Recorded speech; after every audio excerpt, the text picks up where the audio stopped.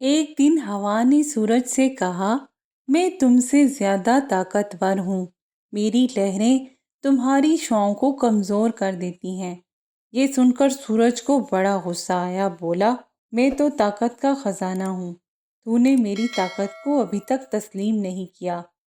اس کے جواب میں ہوا نے ایک کہکا لگایا اور کہنے لگی، اپنا کوئی ثانی نہیں دنیا میں، خشکی پر تیز چلتی ہوں تو درختوں کو اکھاڑ دیتی ہوں، سمندر پر تیز چلوں تو طوفان اٹھا دیتی ہوں۔ سورج نے غصے میں کہا، اپنے منہ میاں مٹھو بننے کا کوئی فائدہ نہیں، باتیں نہ بناؤ، اپنی طاقت دکھاؤ، میں قائل ہو جاؤں گا۔ یہ سن کر ہوا نے ایک شخص کی طرف اشارہ کرتے ہوئے کہا، میدان میں وہ دیکھو، ایک شخص چلا جا رہا ہے، جو اس کے کپڑے اتار دے وہ طاقتور ہے۔ ٹھیک ہے، سورج نے ہوا سے کہا، چل پہلے تو اپنی طاقت کا مظاہرہ کر۔ یہ سنتے ہی ہوا تیز چلنے لگی، اس شخص کے کپڑے پھڑ پھڑائے تو اس نے جلدی سے انہیں اپنے جسم پر دونوں ہاتھوں سے مضبوطی سے سمیٹ لیا۔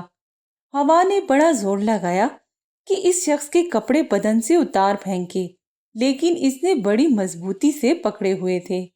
ہوا اپنا زور لگا کر تھک گئی، ہانپتے ہوئے شرم سے گردن جھکائے ایک طرف ہٹ گئی۔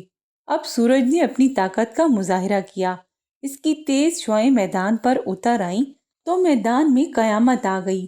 گرمی سے مسافر کا برا حال ہونے لگا، سارے بدن سے پسینے کے فوارے چھوٹ پڑے، لب خشک اور منہ لال سرخ ہو گیا۔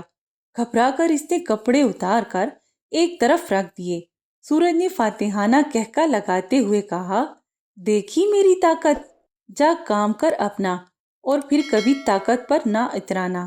اس حکایت میں ہمیں یہ بتایا گیا ہے کہ طاقت کا ثبوت طاقت ہی سے دیا جا سکتا ہے، باتوں سے نہیں۔ میری باتیں بنانے سے کچھ نہیں ہوتا۔